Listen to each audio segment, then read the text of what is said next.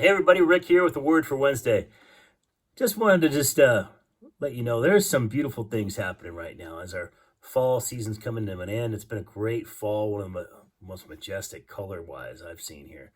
And I got to tell you, it's just been great to be out and about and just kind of enjoying some of the this time of year is when I usually take time to really kind of envision and ask the Lord for the next chapter of what we do um, for the next year. So we're actually looking to lay out some plans for strategically on 2022.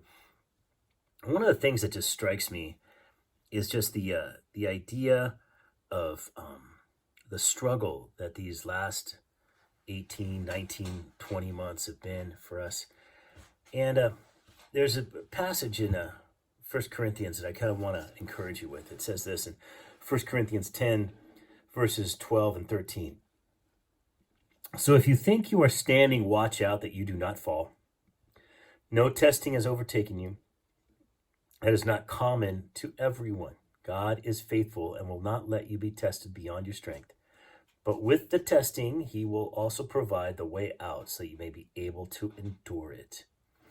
See, for me, there's this interesting idea that when we go through struggle, I remember, gosh, some of the hardest seasons in my life, I remember thinking to myself, all right, God, you promised me that you wouldn't take me through more than I can endure. I just really wish you didn't think so highly of me right now.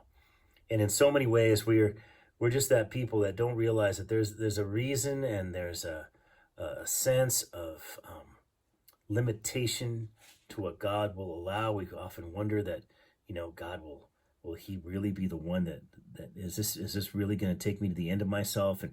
And one of the things that is really in the midst of what Paul is asking his Corinthian readers to understand here is that trusting God isn't just trusting God for the things we like or we want, but it's trusting God for the things that we find challenging and difficult.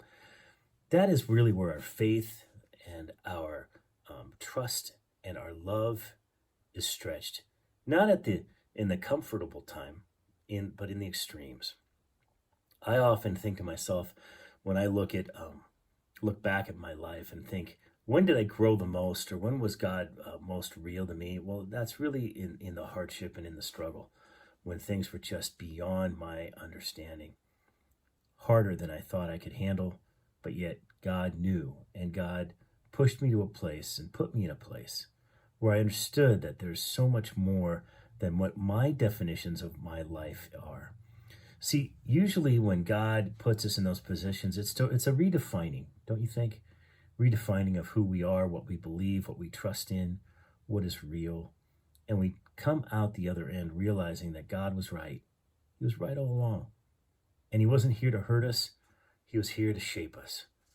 And sometimes we get a little stuck in our ways. It's like, we often sing that old song, you are the potter, I am the clay. Well, when the clay gets a little stiff, it needs a little more work and it crumbles a little bit.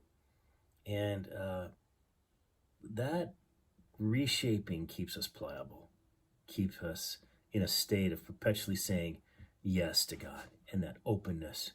And the more we say yes, the more pliable we become, and we realize more and more how faithful God is in everything that he does. I just got a quick one for you tonight, and I hope you guys are doing great. Really hope you guys will be able to come out for our church is turning 25 as a vineyard. We are a 25-year-old vineyard. Can you believe it? And we're going to start celebrating that in the last week of November, going through December.